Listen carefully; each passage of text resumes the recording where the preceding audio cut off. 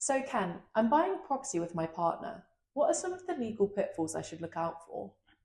So if you're buying a property with a partner, one of the very important things to work out is who's contributing what towards the property if you're intending to live together, and to decide how you're going to own the property, if you're going to own it jointly, and what the contributions are.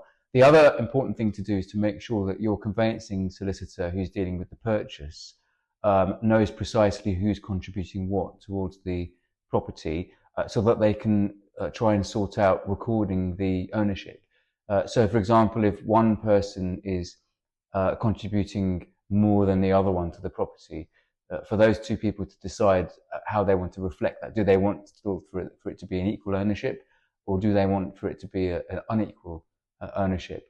One of the pitfalls and one of the things we see is that sometimes what partners do is, when one partner may have a bad credit rating, and if they're obtaining a mortgage, what they'll do is they'll decide that it's only going to be in one person's name. And in my view, that's a recipe for a disaster on a number of levels. So first of all, if the solicitor is unaware that one of the parties is contributing money towards the property but isn't actually going to own it, then they may inadvertently be actually misleading the mortgage company, for example.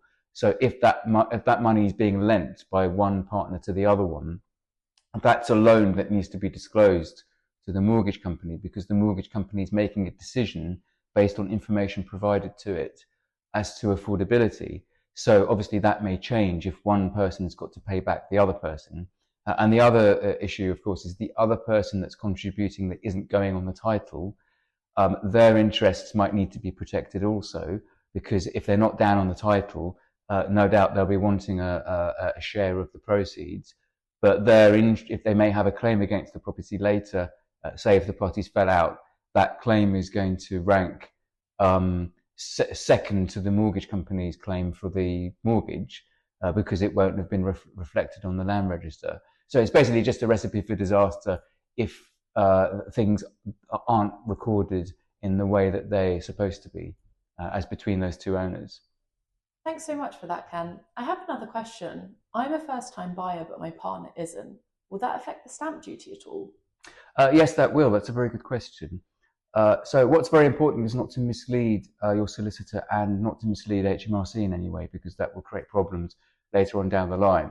So what we often see is that where you've got a situation where one party is a first-time buyer and the other one isn't, or let's say and one of the parties is as a second homeowner or has a property that it rents out separately, what people sometimes try and do is think, okay, well, we'll buy it only in the name of one person, say the person who's a first-time buyer, to get the more favourable stamp duty, and that is technically, that could be construed as being a fraud on HMRC. People don't realise the seriousness of it, because HMRC will take into account the beneficial ownership of the property, not just the legal ownership. So the legal ownership is who's on the title at the land registry, but the reality is what's the beneficial ownership as to who might be the true owner of the property.